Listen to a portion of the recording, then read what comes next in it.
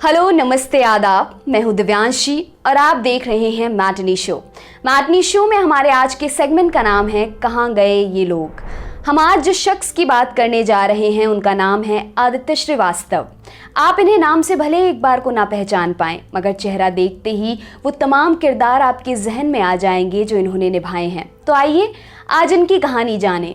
जब एसीपी प्रद्युमन कुछ तो गड़बड़ है दया कहकर दूसरी तरफ देखते तो उनके पीछे दया के साथ एक और शख्स खड़ा रहता था, सीनियर इंस्पेक्टर अभिजीत। उस ऐतिहासिक किरदार को निभाने वाले एक्टर का नाम है आदित्य श्रीवास्तव। सीआईडी उनका सबसे अच्छा नहीं मगर सबसे चर्चित काम है।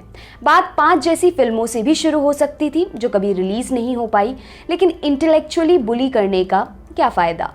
ज्ञान की बात हो गई, अब आगे बढ़ते हैं। 21 जुलाई 1968 को इलाहाबाद में पैदा हुए आदित्य जब कॉलेज में थे तब उन्होंने नाटक करना शुरू किया। एक्टिंग में मजा आने लगा तो सोचा थोड़ा प्रोफेशनल हुआ जाए। बोरिया बिस्तर बांधा और दिल्ली चले गए। 1989 में दिल्ली शिफ्ट होने के बाद आदित्य श्रीराम सेंटर में थिएटर कर रहे थे। यहीं उन्हें शेखर कपूर ने पहली बार देखा। शेखर उन दिनों फूलन देवी पर बेस्ड फिल्म बैंडिट क्वीन पर काम कर रहे थे।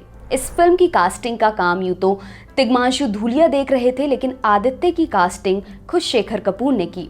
आदित्य का किरदार फूलन देवी के अब्यूजिव पति पुत्तीलाल का था। यहाँ से आदित्य का फिल्म करियर शुरू हुआ। इसके बाद वो गोविंद निहलानी की संशोधन और 1084 की माँ जैसी फिल्मों में अहम मगर छोटे किरदारों में नजर आए, लेकिन उनके करियर को आगे बढ़ाने वाली फिल्म साबित हुई राम गोपाल वर्मा की कल्ट सत्या।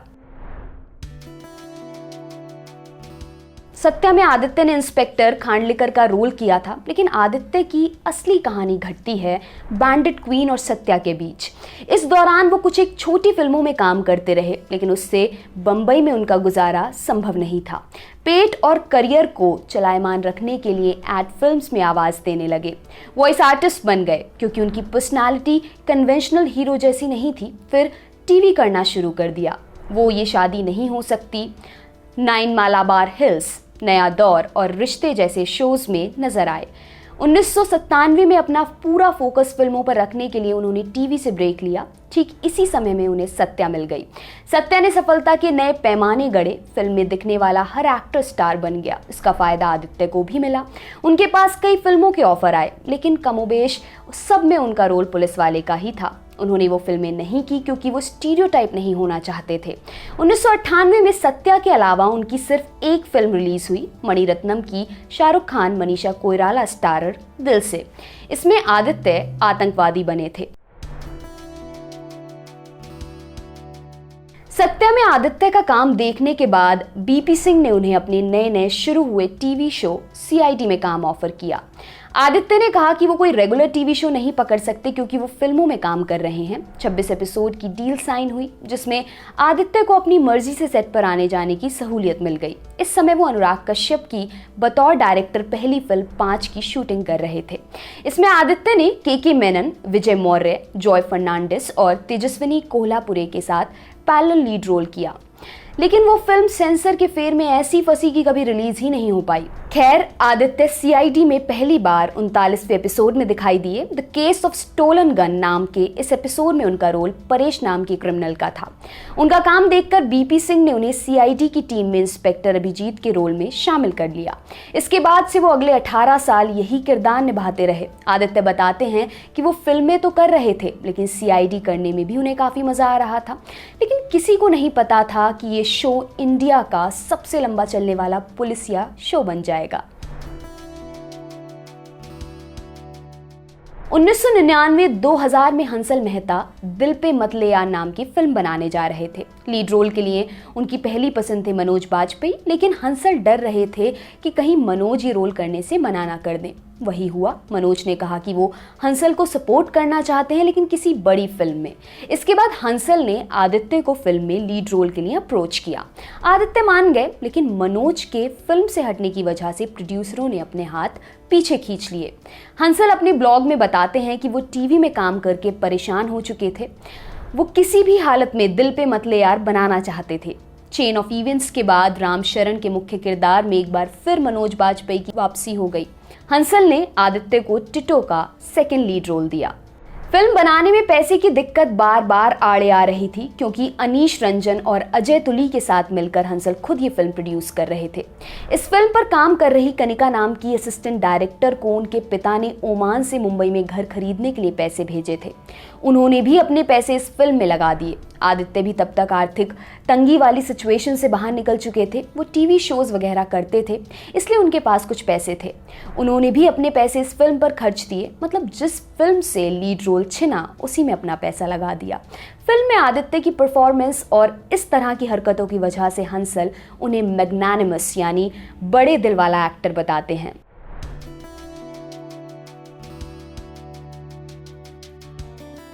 एस हुसैन जैदी की किताब black Friday the true story of the Bombay bomb blast publish भी नहीं हुई थी, तभी इसका ड्राफ्ट अनुराग कश्यप के पास पहुंच गया था। वो इस किताब पर फिल्म बनाने वाले थे।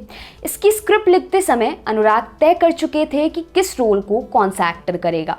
बकौल अनुराग के मेनन राकेश मारिया बनने वाले थे। टाइगर मेनन का किरदार नसरुद्दीन शाह करने वाले थे। बादशाह खान के रोल में इरफान और इंस्पेक्टर डांगले का किरदार आदित्य श्रीवास्तव के लिए लिखा गया था। नसीन ने फिल्म में मुस्लिम आतंकवादी का रोल करने से मना कर दिया क्योंकि 2002 गुजरात दंगे को अभी ज़्यादा समय नहीं हुआ था। इसी वजह से इरफान ने भी बादशाह खान का किरदार करने से मना कर दिया क्योंकि वो बड़ा सेंसिटिव टाइम था। हालांकि इरफान राकेश मारिया वाले रोल में इंटरेस्टेड थे। प्लानिंग के हिसाब से कास्टिंग ना होते देख प्रोड्यूसर धमकाने लगे।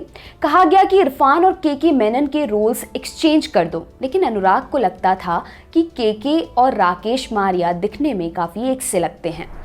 इरफान के इस फिल्म से अलग होते ही अनुराग ने बादशाह के किरदार के लिए आदित्य श्रीवास्तव का नाम सुझाया। आमतौर पर जिन मंझे हुए कलाकारों के साथ फिल्म मेकर्स काम कर लेते हैं उनका ऑडिशन नहीं होता, लेकिन यहाँ अनुराग फाइनेंसरों को बताना चाहते थे कि इरफान नहीं तो आदित्य श्रीवास्तव क्यों। आदित्य को ऑडिशन के लिए बुलाना थोड़ा ऑकवर्ड था क्योंकि अनुराग उनके साथ सत्या और 5 में काम कर चुके थे। सत्या से अनुराग राइटर के तौर पर जुड़े हुए थे।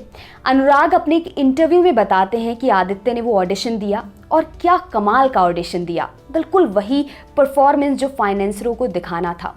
आदित्य बादशाह खान के रोल में कास्ट कर लिए गए। 2003 में ब्लैक फ्राइडे फेस्टिवल्स के चक्कर काटने लगी, लेकिन मुंबई ब्लास्ट का मामला तब कोर्ट में था, इसलिए सुप्रीम कोर्ट ने इंडिया में फिल्म की रिलीज पर रोक लगा दी। फाइनली ब्लैक फ्राइडे 9 फरवरी 2007 को इंडिया में रिलीज हुई।